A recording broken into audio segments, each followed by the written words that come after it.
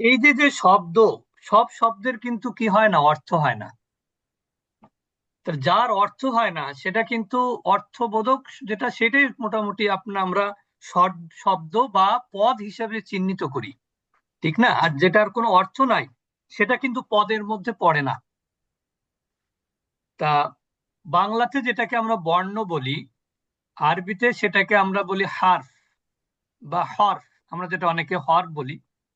আর কয়েকটি হরফ মিলেই কিন্তু একটি কি হয়, শব্দ হয়।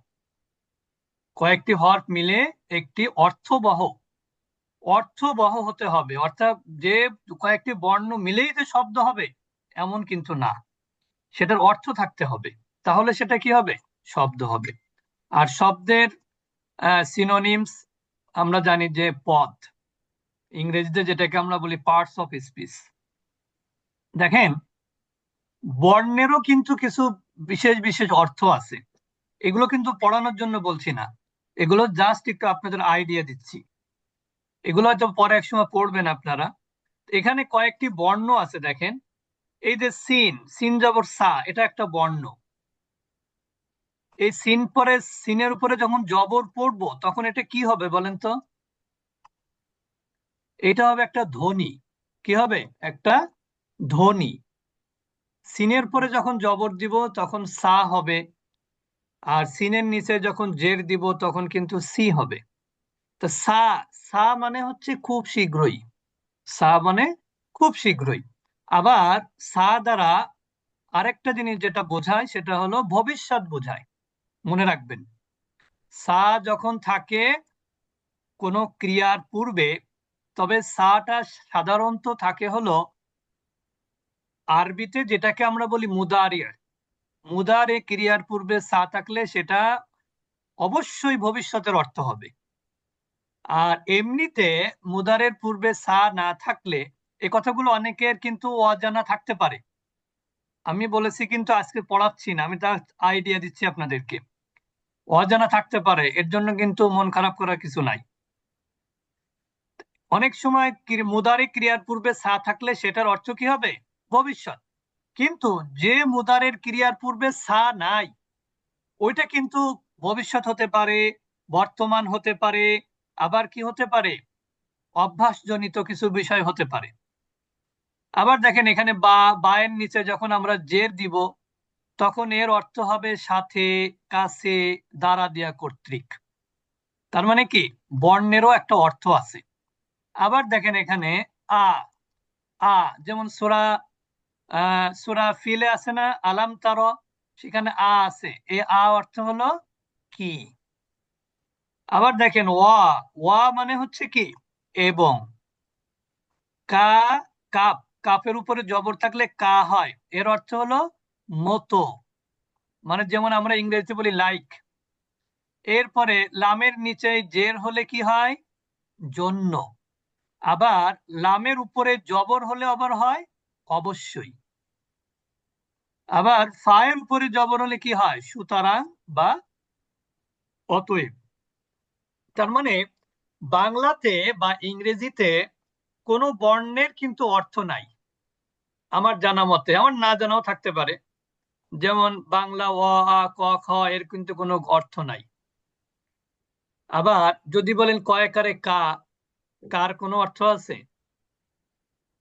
ছয়কারে সা, হ্যাঁ, হয়তো বা কোনো কোনো সময় আমরা বলি সা মানে বাচ্চা, এটা বলি, কিন্তু আসলে বাংলা বা ইংরেজিতে এরকম সব অক্ষরের কোনো অর্থ নাই, কিন্তু আরবিতে অক্ষরের অর্থ আছে। তো এটা হচ্ছে আমাদের বর্ণের কথা বললাম। এই এরকম হরকত বিশিষ্ট বর্ণের উপরে যে চিহ্ন থাকে এটাকে বলে হরকত। বর্ণের উপরে যে চিহ্ন, উপরে বা নিচে যে চিহ্ন থাকে এগুলোকে বলা হয় হরকত। যেমন বাংলাতে যেমন আমরা বলি আকার, রস্যিকার, দীর্ঘিকার, রস্যুকার, দীর্ঘকার, একার, ওকার, এগুলো যেমন বাংলা বলার জন্য প্রয়োজন হয়, আরবি ওরকম হরকত ছাড়া শব্দ হয় না। আরবি হরকত ছাড়া কি হয় না, শব্দ হয় না। আমরা এত সময় যে কথাগুলো বললাম সেগুলো আসলে অপ্রাসঙ্গিক কথাই বলেছি। এখন আমি যেভাবে আপনাদেরকে পড়ানোর চেষ্টা করব, মানে ইসে আমরা আগে যেভাবে পড়িয়েছি ওইভাবে নয়। আমি জাস্ট একটা স্লাইড, মানে একটা পিডিএফ এর মতন না, একটা এমএস ওয়ার্ডের একটা আমি রেডি করেছি অল্প একটু, যাতে আপনারা একটু আইডিয়া পান আর কি। আমরা আহ এইখানে যেমন দেখেন, এটা কি দেখা যাচ্ছে ভালো বড় করে? বড় দেখা যাচ্ছে নাকি? আচ্ছা, হুম। বেশি বড় হয়ে গেল মনে হয় এবার। এখন দেখা যাচ্ছে মনে হয় নাকি? হ্যাঁ, জি, জি জি, দেখা ঠিক যাচ্ছে। আছে এখন। ঠিক। তা আমরা দেখেন, আমাদের সব থেকে বড় দুর্বলতা কোথায় জানেন? আমরা যখন আরবির কথা শুনি তখন অটোমেটিক আমরা ভুল, মানে ভয় পেয়ে যাই। কিন্তু যারা বাংলা ব্যাকরণ পড়েছেন ছোটবেলায় বা ইংরেজি গ্রামার পড়েছেন, তাদের জন্য কিন্তু কোনো গ্রামার আপনার জন্য কঠিন হবে না। কারণ আমরা যতটুকু পারি চেষ্টা করব মিল করে পড়ানোর। মিল করে বলতে, যেমন আপনি পারেন, অনেকে এখানে আছেন যারা পার্টস অফ স্পিচ জানেন কিন্তু কালিমা জানেন না, ঠিক না? অনেকে জানেন পদ, পদ প্রকরণ। অনেকে পার্টস অফ স্পিচ হয়তো বা কম জানেন। অনেকে কালিমা জানেন না, পদ জানেন। অনেকে কালিমা জানেন না, শব্দ জানেন। তো এই যে যে বিষয়গুলো, এই বিষয়গুলো আমরা যাতে আপনাদের সহজ হয় সেইভাবে আমরা চেষ্টা করব বোঝানোর। আপনারা দেখতেই পাচ্ছেন যে কালিমা, কালিমা বা শব্দ, যেটাকে বাংলা ব্যাকরণে বলা হয় পদ, ইংরেজিতে যেটাকে আমরা বলি পার্টস অফ স্পিচ। এখন একটা জিনিস দেখেন, পার্টস মানে কি? অংশ নাকি? স্পিচ মানে কি? বক্তব্য। তাহলে এখানে অর্থটা কি হচ্ছে?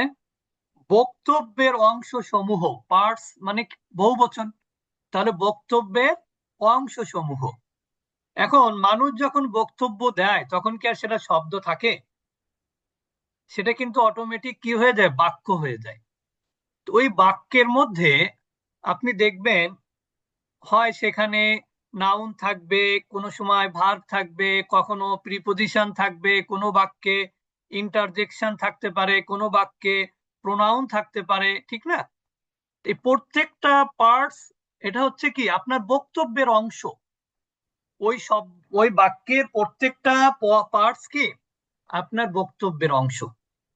তো এই জন্য আমরা এখানে যেটা বলেছি দেখেন, কালিমা কি? এক বা একাধিক ধ্বনি। এক বা একাধিক ধ্বনি। যেমন আমরা কিন্তু একটু আগে আপনাদেরকে দেখালাম, যেমন আপনি যেমন ওইখানে পড়েছেন কাপ জবর কা, এর অর্থ কি কি দেখেছেন আপনারা? কা মানে হচ্ছে কি? মতো, ঠিক না? এখন আপনি যদি পড়েন এখানে কপ জবর ক, এটা আরেকটা ধ্বনি। এক বা একাধিক ধ্বনি, তাহলে কপ একটা ধ্বনি। এরপরে লামের উপরে আরেকটা ধ্বনি, মিমের উপরে আরেকটা ধ্বনি। তাহলে কয়টা ধ্বনি হলো? এখানে কথার সাথে মিল আছে দেখেন তো, যে এক বা একাধিক ধ্বনি। তাহলে এখানে কপের উপর জবর দিলে কি হলো? কা, ক, ক হলো। এটা একটা ধ্বনি হলো কিন্তু। আবার লামের উপরে জবর দিলে কি হলো? লা লা, হলো, লা, লা। ঠিক না? এরপরে মিমের পরে দুই পেশ হলে কি হলো? এটা আরেকটা মুন হলো, এটাও একটা ধ্বনি হলো, ঠিক কিনা? তাহলে জি, আমার এই বক্তব্যের সাথে কি মিল আছে না?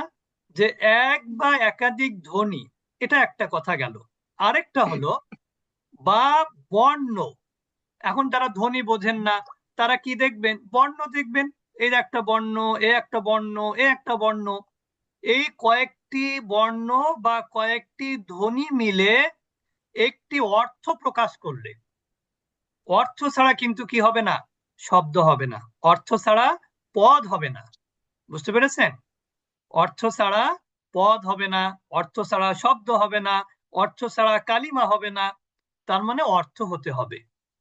যেমন অনেক কিছু আমরা বলি মুখে কিন্তু তার কোনো অর্থ নাই, এরকম আছে না? হ্যাঁ, অনেক কিছু কিন্তু আছে এরকম যে আমরা মুখে বলি কিন্তু তার কোনো অর্থ নাই, এই জন্য ওটা কি, এই পার্টস অফ স্পিচের কোনো প্রকারের মধ্যে কিন্তু এটা আসে না। পদের মধ্যে আসে না, ওইটা কালিমার মধ্যে আসে না। দেখেন, পার্টস অফ স্পিচ তো আপনারা জানেন যে 8 প্রকার। পার্টস অফ স্পিচ কয় প্রকার? 8 প্রকার, ঠিক না? তো এখন জি আপনি আহ পদ কয় প্রকার? 5 প্রকার 5 প্রকার। এখন আপনি দেখেন, যে শব্দের কোনো অর্থ নাই আপনি কোনোটার মধ্যে ফেলতে পারবেন? হুম হুম যে শব্দের কোনো অর্থ নাই তার মধ্যে কি আপনি পার্টস অফ স্পিচের 8 প্রকারের মধ্যে কি ফেলতে পারবেন? পারবেন না।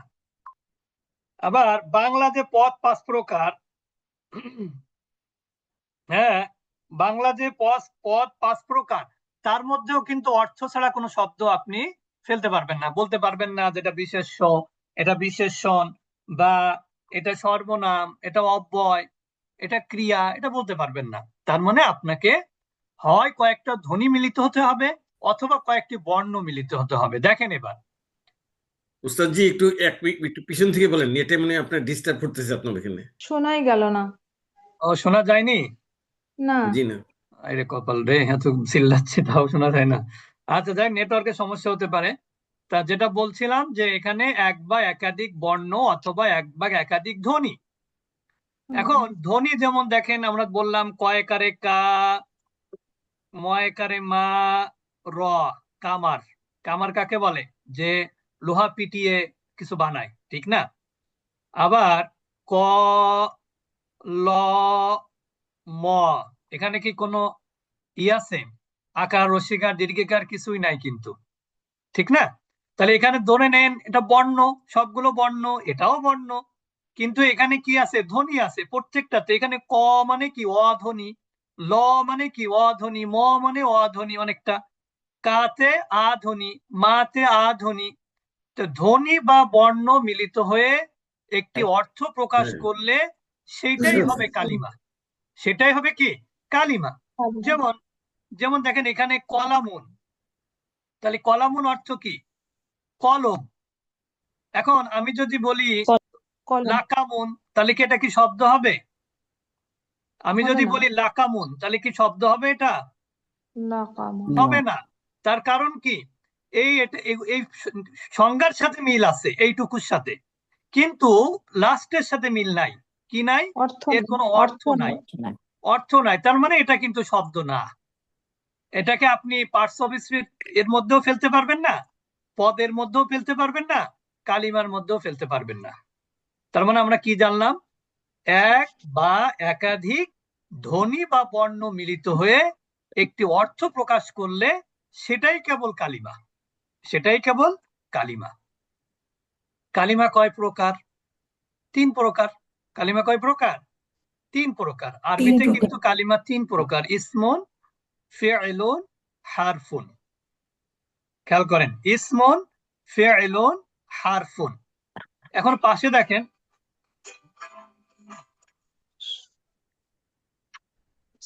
এর পাশে দেখেন ইসমুন, এটা হচ্ছে লাস্ট বিশেষ্য। তাহলে আমরা পদ প্রকরণের মধ্যে কি পেলাম? এখানে 5 বিশেষ্য প্রকারের একটা পেলাম। আহারে, কি হলো আবার? তো এখানে পদ প্রকরণের মধ্যে আমরা এখানে কি পেলাম বলেন তো? বিশেষ্য পেলাম। আমরা এটাকে এটা মার্কিং করলাম এরকম। আর এইটা পেলাম হচ্ছে কি? পার্টস অফ স্পিচের মধ্যে একটা পেলাম, ওয়ান নাউন নাউন পেলাম। ফেআইলুন, ফেআইলুন মানে হচ্ছে কি? ক্রিয়া। এখানে বাংলায় বাংলা পদে পেলাম 2 নাম্বার, 2টা পেলাম। ইংরেজি পেলাম 2টা। হারফুন, হারফুন আসলে আমরা অনেকে বলি কিন্তু হারফুন আসলে হবে কি? হারফুন। হারফুন অর্থ হলো অব্যয়। এটা পদ প্রকরণের তৃতীয় একটা পেলাম, 3 নাম্বার, 3টা পেলাম। আর আপনার পার্টস অফ স্পিচে পেলাম কোনটা? প্রিপজিশন পেলাম, ঠিক না? প্রিপজিশন এখন জি দেখেন, আমরা তো এটা কন্ট্রাডিক্টরি হয়ে গেল না, যে পার্টস অফ স্পিচ 8 প্রকার, পদ হচ্ছে 5 প্রকার, আর কালিমা 3 প্রকার। তাহলে বাকি এখানে থাকলো হচ্ছে পদ প্রকরণের মধ্যে বাকি আছে কয়টা? 2টা। আর ইংরেজিতে বাকি আছে কয়টা? 5টা, ঠিক না? এখন দেখেন একটা এই যে 5 জি। এখানে 2, এইখানে যে আমরা প্রথম যেটা পড়লাম ইসমুন, ইসমুনে আমরা আরো কি কয়টা দিব জানেন? আমরা যদি হারফুনকে আমরা কয়টা দিব? 2টা দিব। ফেলুনকে 1টা দিব। কোত্থেকে? পার্টস অফ স্পিচ থেকে। আর বাকি যে 5টা এটা কাকে দিব বলেন তো? ইসমকে ইসমুন এসএম কে দিব। অর্থাৎ পার্টস অফ স্পিচ যে 8 প্রকার, এটা বলার আপনার সুযোগ নাই যে আরবি ব্যাকরণে মনে হয় পার্টস অফ স্পিচ সবগুলো নাই, এটা বলার সুযোগ নাই। কারণ আপনি পার্টস অফ স্পিচকে আমি ভাগ করে দিয়েছি, কিন্তু দেখেন এসএম কে দিলাম 5টা, ফেল কে দিলাম 1টা, আর হার্ফ কে দিলাম কয়টা? 2টা। তাহলে 5 আর 2 6, 6 আর 2 8। এখন এই যে 5টা 5 দিলাম, আর 2 7 5 আর 2 7 আর 1 8 না? হ্যাঁ জি জি জি জি তা এখানে এই যে 8 প্রকার, এখানে কিন্তু আমরা দিয়ে দিলাম 8 প্রকার। এবার দেখেন আপনি বাংলা পদ প্রকরণ, সেখানে কয়টা বাদ আছে? 2টা। সেখানেও আপনি কি করতে পারবেন? আপনি এখানে অব্যয়, বিশেষ্য, বিশেষণ, ঠিক আছে, সর্বনাম, এখানে আপনি টোটাল 3টা বিশেষ্য, বিশেষণ, সর্বনাম। এসএম কে কয়টা দিব? 3টা দিব। তিনটা ফেল কে কয়টা দিব? 1টা। একটা আর হার্ফ কে কয়টা দিব? 1টা। তাহলে কয়টা হলো? 3 আর 2 5। একটা তাহলে চারটা এখানে আপনার পার্টস অফ স্পিচ কয়টা দিলাম? 8টাকে ভাগ করে দিলাম। আর পদকেও ভাগ করে দিলাম কয়টা? 5টাকে ভাগ 5টা ভাগ করে দিলাম। এই ভাগ কিভাবে করলাম এইটা ইনশাল্লাহ আপনারা খুব তাড়াতাড়ি জানতে পারবেন। কখন জানতে পারবেন জানেন? যখন আপনি ইসেমের আলামত জানতে পারবেন তখন। কখন জানতে পারবেন?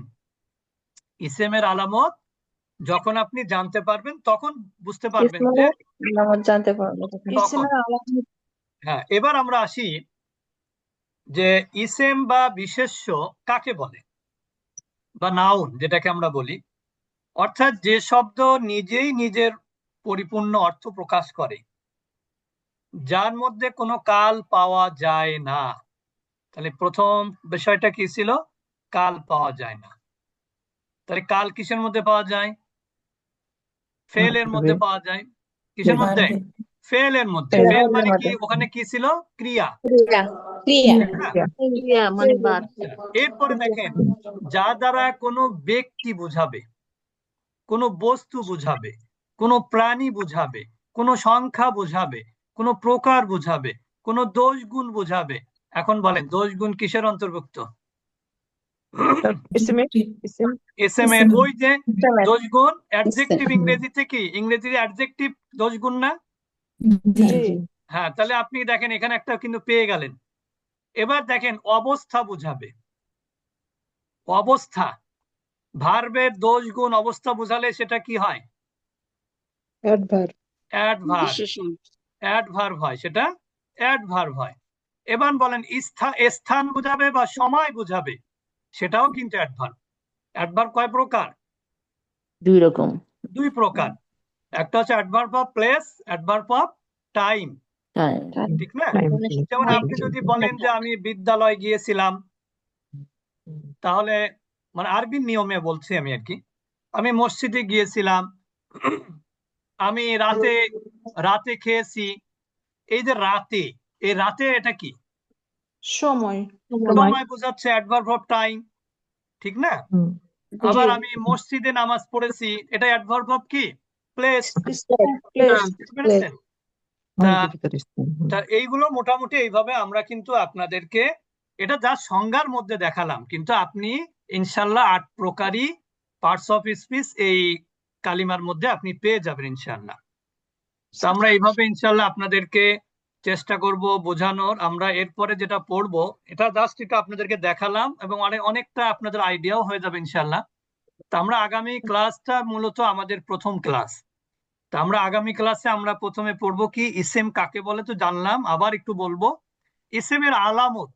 অর্থাৎ একটা জিনিস দেখেন, একটু আইডিয়া দিই সময় যেহেতু আছে, আপনি কিন্তু আমাদের যারা স্টুডেন্ট আগে ক্লাস করেছেন তারা হয়তো বা সহজে বলতে পারবেন, অন্যরা বলতে পারবেন না সেটা আমি বলছি না, কিন্তু একটু ভাবতে হবে অন্যদেরকে বলতে হলে আর কি। সেটা হলো, দেখেন ইংরেজিতে বাংলাতে আপনি কিন্তু সাধারণভাবে নাউন চিনতে আপনার জন্য খুব কষ্টসাধ্য, কিন্তু আরবিতে নাউন চেনা খুবই সহজ। সেটা আপনার আগামী ক্লাসে বুঝবেন ইনশাআল্লাহ। তবে আপনার একটা আইডিয়া দেই, সেটা হলো ইংরেজিতে নাউন চিনবেন কিভাবে। দেখবেন আর্টিকেল নাউনের পূর্বে অথবা অ্যাডজেক্টিভের পূর্বে কি আসে, আর্টিকেল আসে না? জি যেমন হি ইজ এ বয়, জি এটা নাউনের আগে একটা আর্টিকেল আসছে এ। আবার he is a good boy, এটা কার আগে আসছে? এ অ্যাডজেক্টিভের আগে। তার অ্যাডজেক্টিভ মানে আপনাকে ভাবতেই হবে যে এ যেহেতু আর্টিকেল আছে তার মানে তার পরেরটা অ্যাডজেক্টিভ, তার পরেরটা নাউন। এখানে কি অন্য কোনো উপায় আছে বোঝার? উপায় বলেন নাই। আছে? এখন আমি যদি বলি যে হি মানে অ্যান আমব্রেলা, তাহলে আপনি দেখবেন ওখানে অ্যান আছে, দা দা দা কাউ, ওখানে কাউ এর আগে দি আছে। তাহলে এ অ্যান দি যদি কোনো শব্দের আগে থাকে, এটা কি কখনো ভার্ব হয়? না না ভার্ব হয় না, ঠিক না? নাউন জি এবার কোনো প্রিপজিশনের আগে কি আর্টিকেল বসে? বসে না কোনো কনজাংশনের আগে বসে? না কোনো ইন্টারজেকশন তো একটা মানে বাক্যের অবস্থা, ঠিক না? জি জি কোনো প্রোনাউনের আগে কি আর্টিকেল বসে? বসে না বসে না। তার মানে বুঝতে হবে আর্টিকেল বসে কোথায়, হয় সরাসরি নাউনের আগে, নাইলে নাউনের আগে অ্যাডজেক্টিভের আগে, ঠিক জি না? জি অ্যাডজেক্টিভের আগে আর্টিকেল আসবে অথবা নাউনের আগে অ্যাডজেক্টিভ মানে আর্টিকেল আসবে। যখন দুইটা শব্দ দেখতে পাবো তখন কিছুটা আইডিয়া করে নিতে হবে, প্রথমটা অ্যাডজেক্টিভ, দ্বিতীয়টা কি নাউন। আর যদি একটা শব্দের আগে আর্টিকেল আসে তাহলে কি মনে করতে হবে এটাই নাউন, ঠিক কি না? কিন্তু বাংলায় আপনি কিভাবে বুঝবেন? যেমন বাংলায় আমরা জি অনেক সময় বলি না যে সে একজন ছাত্র, একজন কথা কিন্তু অনেক সময় বলি না, ঠিক না? আমরা বলি সে ছাত্র, অনেক সময় বলি, আবার সে একজন ছাত্র সেটাও বলি। বাংলায় কিন্তু আরো কঠিন। যদি কোনো, আমরা তো বাংলা ভাষাভাষী, কিন্তু যারা বাংলা জানে না তাদের জন্য কিন্তু বাংলাটা কঠিন, কিন্তু আরবি খুবই সহজ। আমি আজকে দুইটা সাইন আপনাদেরকে বলবো, তারপর আমরা শেষ করবো ইনশাল্লাহ। যেমন দেখেন, এটা আপনারা অনেকে জানেন, তারপরে একটু বলছি। যেমন দেখেন ইংরেজিতে যে এ, ইয়ান অথবা কি দি, এই তিনটা অর্থ প্রদানকারী আরবিতে হলো তানবিন। আরবিতে কি? তানবিন। তানবিন কাকে বলে? দুই জবর, দুই জের, দুই পেশ। যেমন আপনি এখানে বলবেন হি ইজ এ বয়, এ মানে কিন্তু একটি, আর এখানে আরবিতে তানবিন দিলে একটির অর্থ হয়ে যাবে। অথবা অ্যান, সেটাও তো একটি, সেখানেও একই কেস, তানবিন দিলে কি হয়ে যাবে? একটি হয়ে যাবে একটি হয়ে যাবে। এখন দিটা কি হবে? দি হচ্ছে এটাও ওই নির্দিষ্ট নাউনের আগে আল দিতে হবে। যেমন দেখেন এখানে কলামুন, কলামুন অর্থ কি বলবেন? একটি কলম একটি কলম। কেউ যদি বলেন যে কলামুন অর্থ কলম, তাহলে এটা কিন্তু ভুল কথা। একটি কলম একটি কলম। আবার আপনি যদি বলেন আল কলামু, তখন কি অর্থ করতে হবে? কলমটি কলমটি। তাহলে এখানে আমরা কি বুঝলাম, যে এখানে নাউনের সাইন বা আলামত হচ্ছে শব্দের শেষ অক্ষরে তানবিন অথবা শব্দের শুরুতে আল। বুঝতে পেরেছেন? এই দুইটা যদি আপনি মনে রাখতে পারেন ভালো করে, এরপর যদি অন্য গ্রামার পড়েন আপনার আর কোনো ঝামেলা ইনশাল্লাহ হবে না। কোরআন খুলে দেখবেন যত জায়গায় আলিফ লাম আছে সবগুলো নাউন, যত জায়গায় আলিফ লাম আছে সবগুলো কি নাউন। এটা মনে রাখবেন, হয় নাউন নাহলে অ্যাডজেক্টিভ। যেহেতু আমরা বলেছি নাউনের মধ্যে 5 প্রকার আছে, তার মধ্যে একটা হবে। আর যত জায়গায় তানবিন আছে সেগুলো কি নাউন। তো যাই হোক, তো আমরা আজকে শুরুর ক্লাস, আমরা যতটুকু যা বললাম এটা আমাদের রেকর্ড হয়েছে।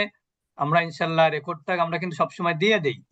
তা আমাদের গ্রুপ আছে, হোয়াটসঅ্যাপ গ্রুপ, সে হোয়াটসঅ্যাপ গ্রুপে যদি আপনি থাকেন তাহলে রেকর্ড পাবেন, আর গ্রুপে না থাকলে তো রেকর্ড আপনি পাবেন না। তো এই জন্য আমি আমার ফোন নাম্বারটা আপনাদের এখানে দিয়ে দিচ্ছি।